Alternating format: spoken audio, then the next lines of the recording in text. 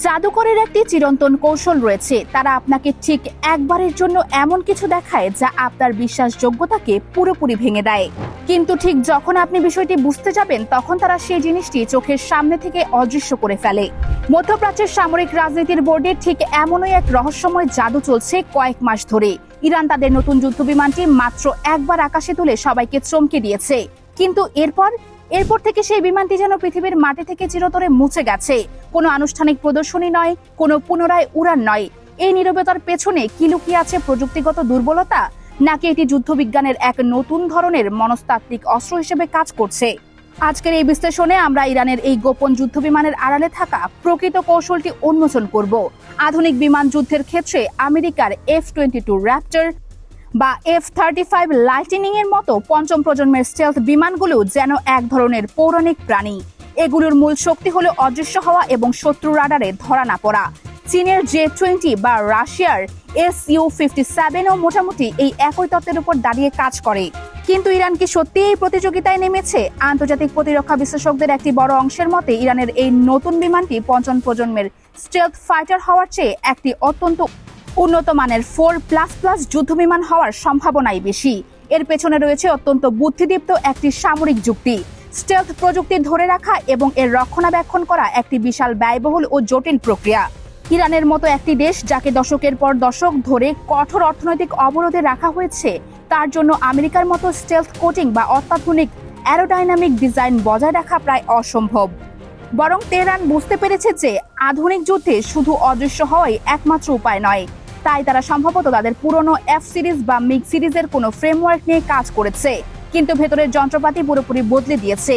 এটি যেন একটি পুরনো গাড়ির বডিতে নতুন প্রজন্মের রেসিং ইঞ্জিন বসানোর মতো কাজ।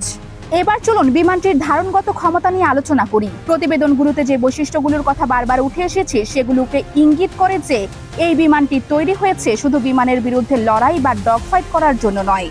প্রথমত, এর টুইন ইঞ্জিন প্রযুক্তি। একটি যুদ্ধবিমানে দুটি ইঞ্জিন ব্যবহার করার মানে হলো অতিরিক্ত ওজন বহন করা এবং বেশি জ্বালানি খরচ করা, কিন্তু এর সুবিধা হলো এটি চরম গতিতে উঠতে পারে এবং বিশাল পরিমাণ অস্ত্রশস্ত্র বহন করতে পারে। প্রতিবেদনে বলা হচ্ছে এর গতি ঘন্টায় প্রায় 2700 কিলোমিটার। এর গতি এবং টুইন ইঞ্জিনের সমন্বয় মিলিয়ে সামরিক বিশ্লেষকরা একে একটি সুপারসনিক ইন্টারসেপ্টর হিসেবে দেখছেন। সহজ ভাষায় ইরান এই বিমানটি দিয়ে শত্রুর বোমারু বিমান বা মহাকাশ থেকে নির্দেশনা দেওয়া airborne early warning and control system ধ্বংস করতে চাইতে পারে।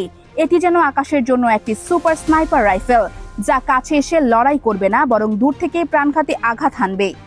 10 টনের বেশি অস্ত্র বহন ক্ষমতা। এর অর্থ হলো এটি একসাথে বহু সংখ্যক দীর্ঘ পাল্লার ক্রুজ মিসাইল নিয়ে শত্রুর ঘাঁটিতে আঘাত হানতে পারে।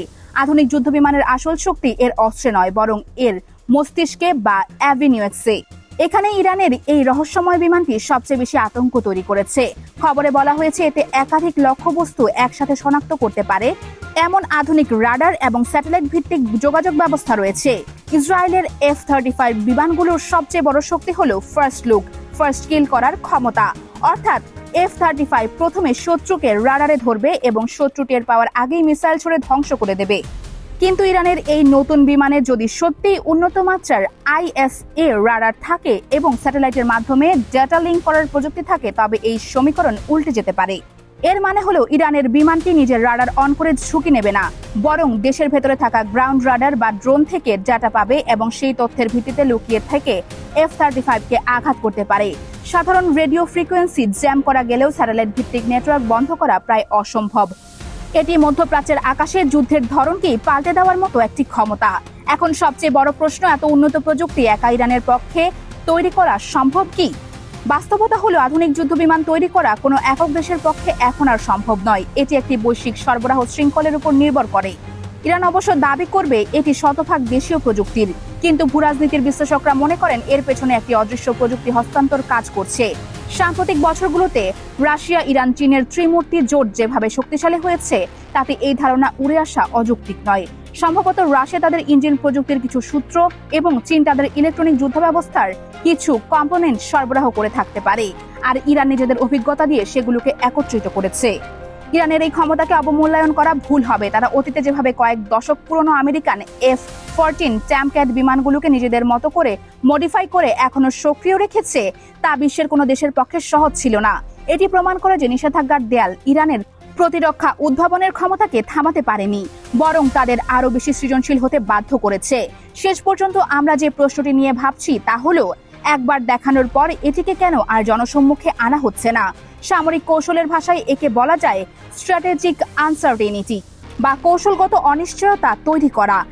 যদি ইরান এই বিমানটি প্রতিদিনের মতো আকাশে উড়াতো এবং সব তথ্য প্রকাশ করত, তবে ইসরায়েল বা আমেরিকার গোয়েন্দা সংস্থাগুলো এর দুর্বলতা খুঁজে বের করতে পারত। কিন্তু এটি যখন অদৃশ্য, তখন শত্রুপক্ষকে সবসময় সবচেয়ে খারাপ ধারণাটাকেই মাথায় রেখে পরিকল্পনা করতে হবে। সামরিক বাজেটের ক্ষেত্রে এই অনিশ্চয়তা শত্রুকে বিপুল অর্থ ও সময় নষ্ট করতে বাধ্য করে। মধ্যপ্রাচ্যের ভবিষ্যতের জন্য এটি একটি নতুন অধ্যায়ের সূচনা করেছে। ইসরায়েল যদি আগে নিশ্চিত ছিল যে তাদের আকাশ সম্পূর্ণ নিজেদের দখলে, তবে এই বিমানের অস্তিত্ব সেই নিশ্চয়তাকে চ্যালেঞ্জ করেছে। ভবিষ্যতে ইরান যদি এর আরো উন্নত সংস্করণ বের করে, তবে সৌদি আরব, সংযুক্ত আরব আমিরাতের মতো দেশগুলোও তাদের বিমান বহর আপডেট করতে বাধ্য হবে, যা চূড়ান্তভাবে এই অঞ্চলে একটি ভয়াবহ অস্ত্র প্রতিযোগিতার সূচনা করবে। দর্শক বন্ধুরা, যুদ্ধ মানে শুধু বন্দুক আর গোলার ঝনঝনানি নয়। আধুনিক যুদ্ধ মানে প্রযুক্তি, মনস্তত্ত্ব এবং কৌশলগত অনিশ্চয়তার এক জটিল খেলা। ইরানের এই গোপন যুদ্ধ বিমান হয়তো আকাশে একাধিক F-35 ধ্বংস করতে পারবে না, কিন্তু এটি ইতিমধ্যেই নিজের লক্ষ্যে পৌঁছে গেছে। শত্রু মনে একটি দীর্ঘস্থায়ী ভয়ের সঞ্চার করেছে। আপনারা কি মনে করেন, ইরানের এই ধরনের অ্যাসিমেট্রিক প্রতিরক্ষা ব্যবস্থা কি আসলে ইসরায়েলের স্টেলথ আধিপত্যকে চ্যালেঞ্জ করতে সক্ষম, নাকি এটি শুধুমাত্র ঘরে বসে প্রপাগান্ডা চালানোর একটি অংশ? আপনার বিশ্লেষণ অবশ্যই কমেন্টে জানাবেন। এই ধরনের গভীর ও প্রমাণভিত্তিক ভূরাজনৈতিক বিশ্লেষণ মিস করতে না চাইলে চ্যানেলটি এখনই সাবস্ক্রাইব করুন এবং বেল আইকনে ক্লিক করে নোটিফিকেশন অন করে রাখুন। আজকের মতো এখানেই বিদায়। ভালো থাকবেন, সুস্থ থাকবেন।